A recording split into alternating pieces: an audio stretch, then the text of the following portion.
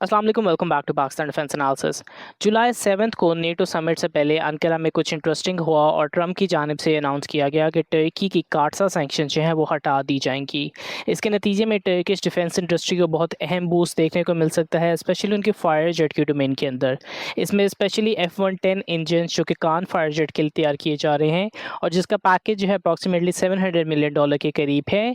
अब ऐसा लगता है कि वो टर्की को हासिल हो जाएंगे, गिवन द फैक्ट कि ट्रम्प के अनाउंसमेंट के बाद जो है कांग्रेशनल रिव्यू का पीरियड भी गुजर चुका है। तो ऐन मुमकिन है कि टर्की को ये इंजन्स मिलने वाले हैं।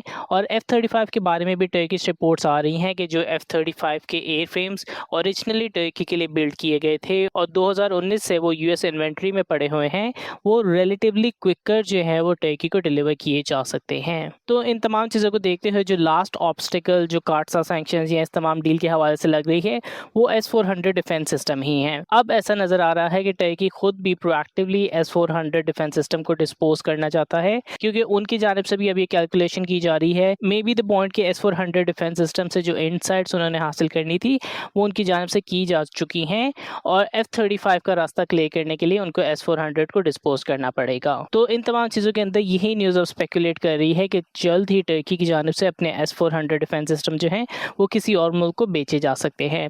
नाउ जो डेस्टिनेशन इसके लिए रिपोर्टेडली कही जा रही है वो यूएई या कतर हो सकते हैं।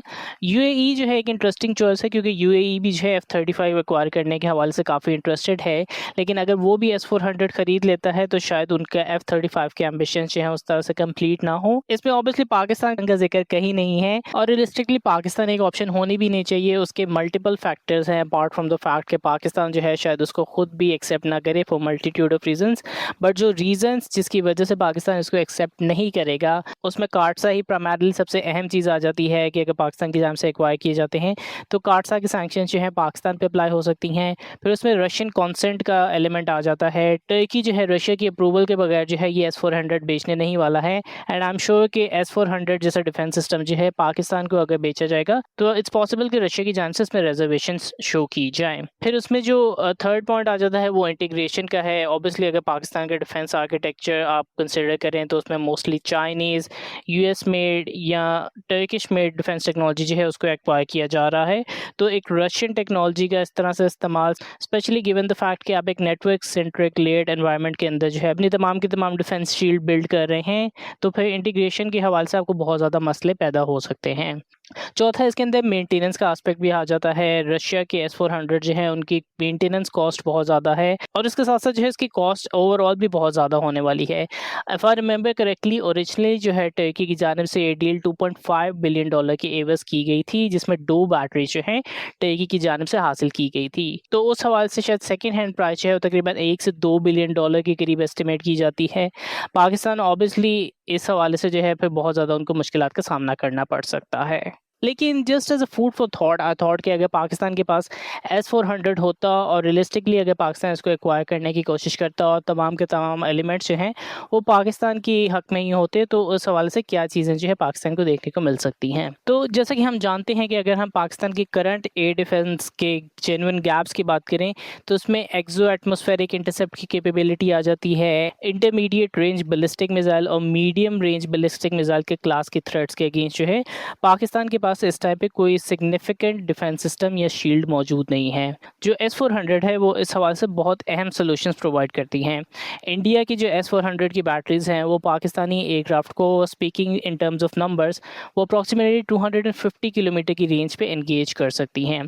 पाकिस्तान के पास अभी इसकी इक्विवेलेंट रेंज के अंदर जो है कोई रेसिप्रोकल सिस्टम्स मौजूद नहीं हैं। फिर उसके साथ साथ S-400 की जो 400 किलोमीटर की एंगेजमेंट रेंज है उसके साथ ये एसिमेट्री जो है ये क्लोज करता है। जो इंडिया की रफाल का मीटियोर मिसाइल है, Su-30 MKI है और जो फ्यूचर का AMCA फाइटर एयरक्राफ्ट है, अगर पाकिस्तान S-400 खरीदता है तो S-400 के अम्ब्रेला के अंदर जो है ये फाइटर क्राफ्ट जेन्युइनली चैलेंज हो सकते हैं। आपका ईस्टर्न बॉर्डर जो है इस तरह से फिर effectively anti access air denial zone बन जाता है, जो पाकिस्तान के पास अभी नहीं कहा जा सकता। अब ये तमाम चीज़ें क्लियर हैं, बट ऑब्वियसली जैसे मैंने बताया कि इंटीग्रेशन नाइटमेयर, मेंटेनेंस की इम्पॉसिबिलिटीज़, काटसा का रिस्क, ये तमाम चीज़ें चीज़ें जो है इसके नाइटमेयर को जो है शायद इसके बेनिफिट से ज़्यादा पावरफुल बना देते हैं। तो इस वजह से भी ये प्रैक्टिकली एक तरह से पाकिस्तान के लिए इम्पॉसिबल हो जाता है। अब उसके नतीजे में ऑब्वियसली पाकिस्तान को अल्टरनेट ऑप्शन जो हैं वो देखने पड़ेंगे। पाकिस्तान के पास इस टाइम पे जो रियलिस्टिक पाथ है वो एक तरह से आप कह सकते हैं कि S-400 से भी ज़्यादा बेहतर हो सकता है।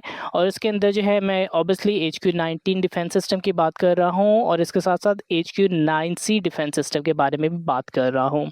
HQ-19 जो है वो चाइना का थर्ड इक्विवेलेंट आप उसको कह सकते हैं, जो कि ऑब्वियसली जैसे कि हम सबको पता है कि J-35 के साथ पाकिस्तान को ऑफ़र भी हुए हैं और ये जो है 500 किलोमीटर की इसकी रेंज क्लेम की जाती है। इसके अंदर एक्सो एटमॉस्फेरिक की इंटरसेप्ट कैपेबिलिटी मौजूद है। ये डायरेक्टली जो है वो बैलिस्टिक मिसाइल डिफेंस के हवाले से वो गैप एड्रेस करता है जिसके हवाले से अभी हम S-400 के साथ बात कर रहे थे। और ऐसा भी माना जाता है कि कुछ डायमेंशंस में जो है ये बेहतर परफॉर्म करता है, स्पेशली बैलिस्टिक मिसाइल डिफेंस में, जो पाकिस्तान की थ्रेट एनवायरनमेंट में इंक्रीजिंगली रेलिवेंट होता जा रहा है। कंसिडरिंग द फैक्ट कि इंडिया की जानिब से जो AD-1 या AD-2 डेवलप किए गए हैं, तो उन हवालों से भी ये फिर बहुत ज़्यादा अहम हो जाता है। फिर उसके बाद HQ-9C सिस्टम, ये भी जो है पाकिस्तान के लिए बहुत ज़्यादा अहम हो जाता है। ऑलरेडी पाकिस्तान के पास HQ-9B जो है वो सर्विस के अंदर मौजूद है, तो उसके अपग्रेड पाथ के अंदर जो है पाकिस्तान को HQ-9C डिफेंस सिस्टम भी ज़रूर कंसिडर करना चाहिए। पाकिस्तान के लिए चाइनीज़ सिस्टम क्यों बेहतर होंगे? क्योंकि पाकिस्तान का पूरा एयर डिफेंस नेटवर्क जो है वो मोस्टली चाइनीज़ इंटीग्रेटेड कहा जा सकता है। फ्यूचर के अंदर अगर हमारे पास KJ-500 AWACS होते हैं तो वो एक अहम रोल प्ले कर सकते हैं। इसके अलावा पाकिस्तान के पास इस टाइम पे HQ-9 है, HQ-16 है, Z-10ME है, J-10CE है, सब एक आर्किटेक्चर के अंदर मौजूद हैं।